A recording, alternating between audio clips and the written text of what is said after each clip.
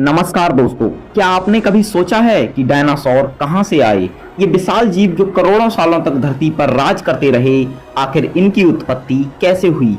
आज हम आपको ले चलेंगे समय की उस यात्रा पर जहां से शुरू हुई इन डायनासोरों की अनोखी कहानी। डायनासोर शब्द का अर्थ है भयानक छिपकली। यह नाम ब्रिटिश वैज्ञानिक रिचर्ड ओवेन ने 1842 में दिया। हालांकि डायनासोर असल में छिपकली नहीं थे, बल्कि उनका शरीर संरचना अलग और ज्यादा उन्नत थी।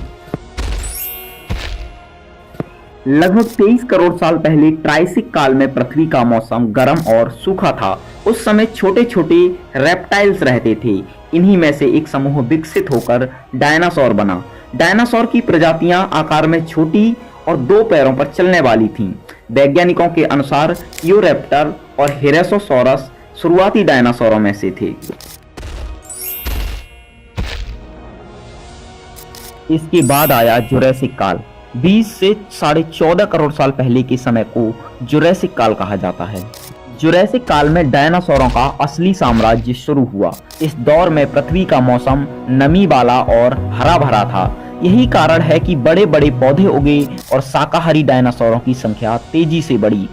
ब्रैकियोसॉरस और डिप्लोडॉक्स जैसे डायनासोर 30 से 40 मीटर तक लंबे हो सकते थे। वहीं दूसरी ओर मांसाहारी डायनासोर भी विकसित हुए जो झुंड बनाकर शिकार करते थे।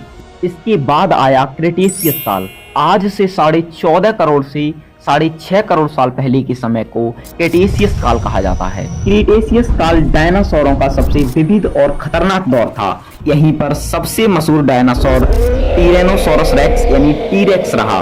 यह लगभग 12 मीटर लंबा और 6 टन वजनी था। इसी दौर में शाकाहारी डायनासोरों जैसे ट्राइसेरोटॉप्स और एंकिलोसोरस भी मौजूद थे। महत्वपूर्ण बात यह है कि इसी काल में कुछ डायनासोरों ने पंख विकसित कर लिए और धीरे धीरे पक्षियों में बदल गए। डायनासोरों को खास बनाती हैं उनकी कुछ अद्भुत विशेषताएं। डायनासोरों की दुनिया बेहद विविध थी। कुछ 2 पैरों पर चल सकते थे तो कुछ 4 पैरों पर। कुछ मुर्गी जितने छोटे थे तो कुछ 40 मीटर ऊंची इमारत से भी लंबे। इनके दांत और शरीर खाने की आदतों के हिसाब से बदलते रहते थे। यानी ये जीव प्रकृति के सबसे अनोखे प्रयोगों में से थे। लेकिन आज से 6.6 करोड़ साल पहले एक भयानक आपदा आई। मैक्सिको के पास 10 किलोमीटर चौड़ा उल्का पिंड पृथ्वी से टकराया। धुएं और धूल ने सूरज की रोशनी ढक दी। प्रकाश संश्लेषण न होने की वजह से पौधे खत्म हो गए और भोजन की पूरी श्रृंखला टूट गई। धीरे धीरे धरती के सबसे महान जीव डायनासोर लुप्त हो गए। लेकिन इसके बाद भी ये कहानी पूरी तरह खत्म नहीं हुई। वैज्ञानिक मानते हैं कि कुछ छोटे पंखदार डायनासोर बच गए और समय के साथ आज के पक्षियों में बदल गए। यानी जब भी आप किसी गौरैया, कबूतर या चील को उड़ते देखते हैं तो आप असल में एक छोटे डायनासोर की झलक देख रहे होते हैं। डायनासोरों की उत्पत्ति और उनका इतिहास हमें सिखाता है कि जीवन हमेशा बदलता रहता है। तभी ये जीव धरती के शासक थे, लेकिन समय और प्रकृति ने इन्हें भी हरा दिया।